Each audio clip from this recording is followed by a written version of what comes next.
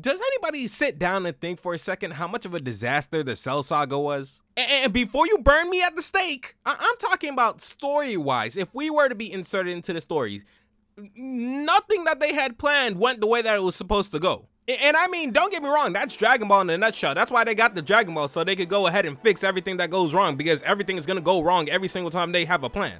But I don't know why, but looking back at the Cell Saga, it felt as if everything that could possibly go wrong was going wrong. From Vegeta allowing Cell to reach his final form, to Goku allowing Gohan to get his ass beat for 10 hours straight. It seems as if the only bright side to this arc was the fact that we managed to beat this man at the end of the day. And I say that like I was on the battlefield, but I know damn well I wouldn't have done shit. You know, when Cell popped up on the scene and he started sucking people up, maybe that should have been a good indication for me that this man was not playing. When it became known that Cell wanted to merge with the androids in order to get stronger, everyone on Earth should have dropped everything they were doing and came to jump him immediately. We already heard from Trunks and seen with our own eyes what these androids were capable of. If they set that android free, it will be the end of all of us! No! Why is everybody not taking this situation more seriously? When I saw Android 17 getting dogged by Cell, I knew time was up. Now, being completely honest, I don't care that 17 got absorbed, okay? We could have dealt with that. We could have honestly dealt with that.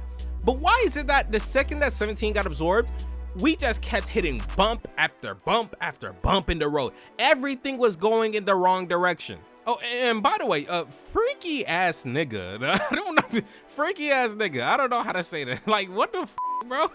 but like I was saying though, this is the part of the show where Earth's mightiest heroes are supposed to come in and save the day. But I guess it was time for them to drop the ball, because that's all they was doing after this. For instance, not including the newer age Vegeta, because he's honestly had character development these days, but back in the day, why was Vegeta so cocky? He'll get stronger, get beat up, come back, and still be the same amount of cocky. Like this man Vegeta talking about something, I'm not gonna lie to you, so I'm kind of too strong for you, so you go ahead, you absorb 18, I'm still gonna be stronger than you. Like, Vegeta, you do understand we have no background information on how strong this man's gonna get, right? Are you sure this would be a good idea? And there goes Trunks trying to talk sense to that cornball, talking about some, Dad, I ain't gonna lie to you, you're a fucking lunatic.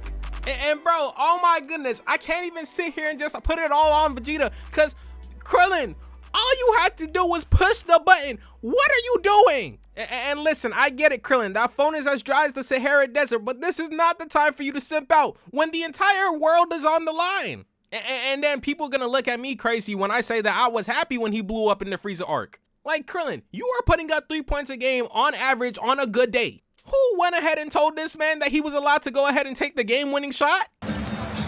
No. Oh my goodness, Valentine! No, whoa, no! No. That is not the shot! Which, by the way, I find this so funny because the future universe honestly went downhill the second that Goku died. And in this situation, Goku is not involved with what's happening right now, right? So it's so funny how this parallels that future universe where Goku's not involved in this fight. So everything starts going to shit. No, I'm not saying that Goku carries the entire universe on his back, but he doing most of the heavy lifting. I'm sorry, I'm still shocked at the fact that Krillin had a button that could destroy the androids and stop this entire situation from evolving into what it did, and he didn't use it because he was that much of a simp.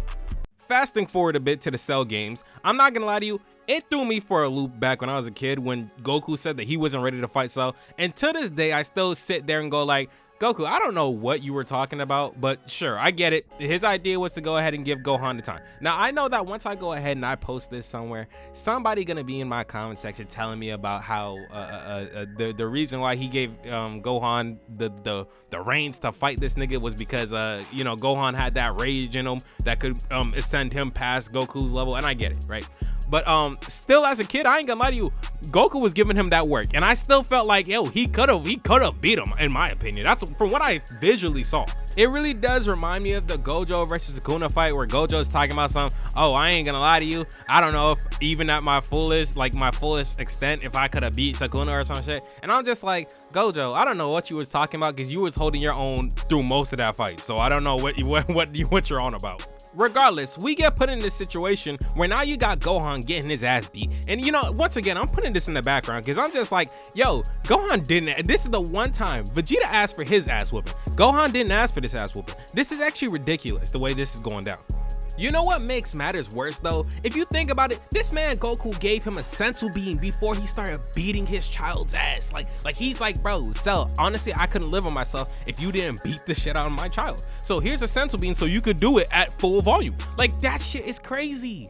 And you know, this is the part where I feel like I'm rambling right now, but listen, this is the part where I started thinking real hard. I'm like, why would this man give a sensu bean to the person who's trying to destroy the planet, right? And then I thought to myself, what if this has been the actual arc of the entire story of Dragon Ball the entire time? When Goku landed on Earth and he hit his head, maybe he didn't hit his head hard enough. Maybe those Saiyan genes are still activated somewhere. You remember that part where Cell decides he wants to blow himself up to take the world with him because he know that he couldn't win? His sorry ass. You remember when Goku pulled up and he's like, don't worry guys, I'ma save the day and I'ma teleport this nigga away. Look at his face. He a sadistic f. You know that? This nigga a sadistic freak. He knew this was gonna happen. Like, bro, okay, thanks Goku. Not only did you kill King Kai, but at the same time, this man came back even stronger. I appreciate that so much. Everybody appreciates exactly what you did. but I mean, in the end, they saved the day, right? Yeah, if you really want to call it that. Anyways, listen. Anyways, I'm sorry to say that this video was really much me rambling the entire time, and I ramble a lot. Don't get me wrong, I yap, but I will say that this video I was really rambling.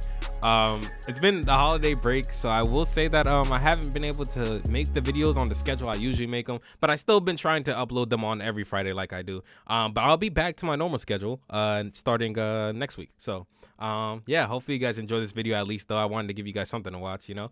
And yeah, that's it for me. I don't got no intros, I don't got no outros. Next week, y'all gonna see me on my normal schedule. The video is gonna be back to a hopefully less ramble oriented type of style or whatever. But yeah, anyways, I love y'all. Kisses. Kisses. All right, deuces.